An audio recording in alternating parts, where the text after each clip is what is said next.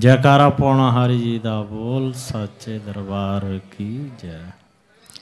तो सभी को जय बाबा बालकनाथ जी महाराज एवं 20वां वार्षिक भंडारा बाबा बालकनाथ जी महाराज जी का दरबार, यहाँ के मुख्य सेवादार महेंद्र पाल जी एवं सदस्यगण, सभी भक्तजन, सभी को आज के कार्यक्रम की ढेर सारी शुभकामनाएं, शुभ आशीर्वाद।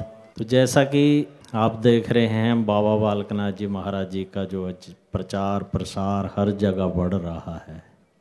सभी जगह बाबा जी के कार्यक्रम होते हैं, भजन संकीर्तन भंडारे, सालाना भंडारे, मंदिरों का निर्माण हो रहा है।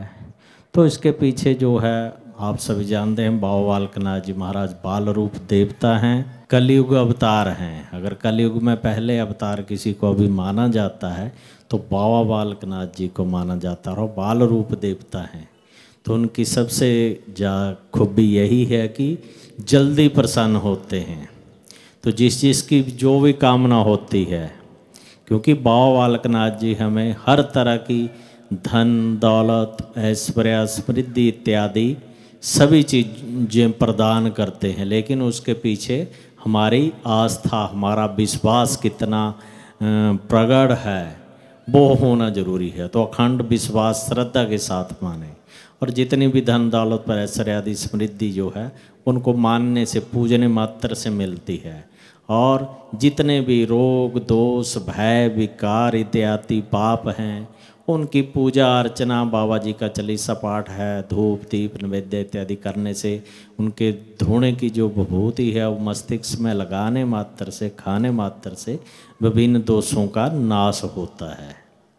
तो इसलिए जो है बाबा बालकनाथ जी महाराज जी की महिमा जो है अब दिन प्रतिदिन बढ़ रही है। और भोलेनाथ जी ने जो उनको वरदान दिया था कि कलयुग में आपकी महिमा होगी, घर घर में जोत जली, और वो समय चल रहा है। 5500 वर्षों से ऊपर का समय कलयुग का व्यतीत हो चुका है। तो हमें इसमें रहना भी है, जीवन जीना भी है, जीवन यापन भी करना है, और साथ साथ में जो भी आपके परिवार के प्रति उत्तरदायित्व हैं, समाज के प्रति उत्तरदायित्व हैं, वो भी निभाने हैं।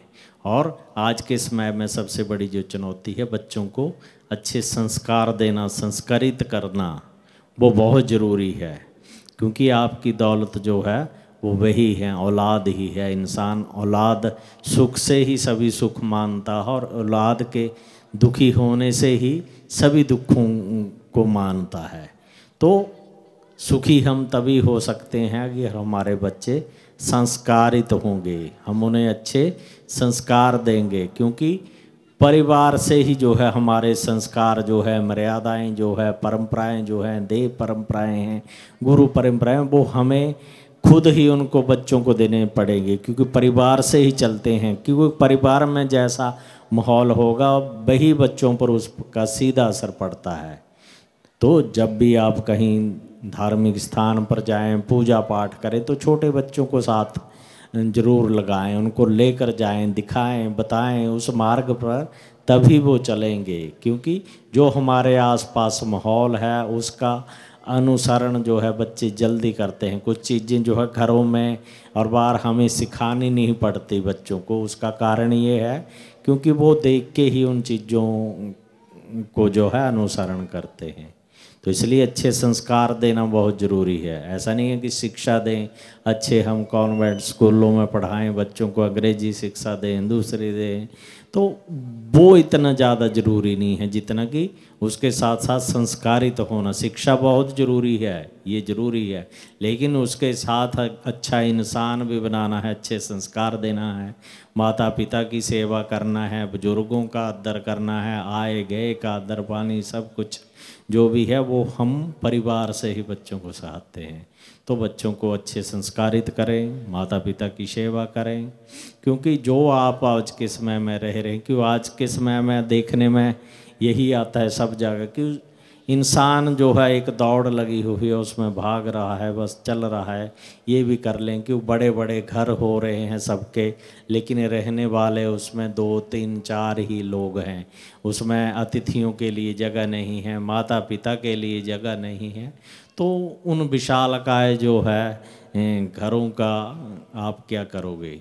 क्योंकि उसी के कारण जब हम समाज से टूटते जा रहे हैं, परिवारों से टूटते जाते हैं, दूर होते जाते हैं, तो आज के समय में सभी ज़्यादातर परेशान हैं, बच्चे भी, बूढ़े भी, युवा भी, क्योंकि हमने अपना दायरा जो है सीमित कर दिया है। बोलने चालने के लिए कोई नहीं है, घर में 2 आदमी 3 आप बैठे हैं। पहले होता था कि घर छोटे होते थे लेकिन लोग ज़्यादा रहते हैं, अब घर बड़े हो गए हैं, उसमें पारिवारिक सदस्यों की कमी होती, क्योंकि हमारे हृदय संकुचित होते जाते हैं, जा रहे हैं, घर तो विशाल हो रहे हैं। तो ये चीज़ें कि आपने पारिवारिक सामाजिक दायित्व आप बढ़ाएंगे, जितना आप बोल चाल रखें, तो आप इन डिप्रेशन से, ज़्यादातर लोग डिप्रेशन में हैं। क्या कारण है? माताएं भी गोलियां खा रही हैं, बुजुर्ग भी, बड़े भी, बच्चे भी। तो उसका कारण डिप्रेशन का यही कि जब हम आना जाना, बोलना चालना और प्रकृति से दूर जा रहे हैं, अपने खेत खलिहानों से दूर होते जा रहे हैं, तो हम परेशान रह रहे हैं। जितने भी विकसित देश हैं उसमें 20-30% आज के समय में युवा जो हैं खासकर वो डिप्रेशन का शिकार हैं, क्योंकि वहाँ पर भी यही माहौल है कि ज़्यादा किसी से बोलना चाल नहीं, अपने घर में रहे, कमरे में चले गए, बाहर गए, आए, बस किसी से बोलना नहीं। इसी के कारण जो ये प्रकृति जो है हमारे मन मस्तिष्क में बढ़ती है। तो अपना एक दायरा बढ़ा कर रखें कि बोलने चालने से, आने जाने से, व्यवहार से हमारा कुछ नहीं जाता है, लेकिन हम स्वस्थ रह सकते हैं, दूसरों को खुशी दे सकते हैं, खुद खुश रह सकते हैं। तो उसके लिए प्रकृति से जुड़े रहना बहुत ज़रूरी है और अपना भाईचारा बनाए रखना। तो आपको दवाइयाँ खाने की ज़रूरत नहीं पड़ेगी, और नहीं कुछ होता आपके यहाँ दरबार है, अन्यत्र जगह भी है, जहाँ भी है दरबार है, वहाँ चले गए मंदिर में, सुबह शाम सेवा करे आए, भजन कीर्तन कर लिया, तो बैठ के सत्संग भी, कीर्तन भी हो गया, सेवा भी होगी, और आपके मनोभाव भी वहाँ के जो है निकल जाएंगे। तो इन परेशानियों से भी आप लोग बचे रहें।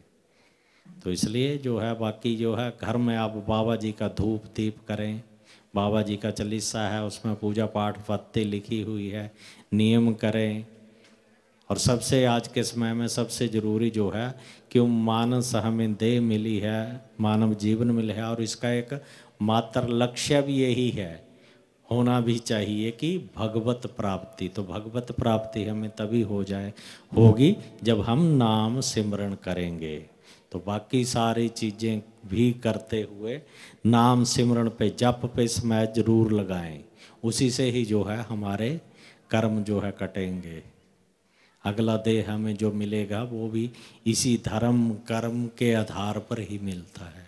तो इसलिए नाम जप पे जोर रखें, सुबह शाम बैठकर तो समय लगाएं, उसके 50 चलते फिरते मन में चलता रहना चाहिए, श्वास जो है। तो इसलिए नाम सिमरन की महिमा यही है, कीर्तन की महिमा है कलयुग में। तो यही है कि आप उसमें समय लगाएं, इसमें ज़्यादा आओ भाव बोल चाल या ज़्यादा ताम झाम करने की ज़रूरत नहीं है, बस मन मस्तिष्क को टिकाना है, तो टाइम लगाना है, ये ज़रूरी है। तो आप टाइम लगाएं।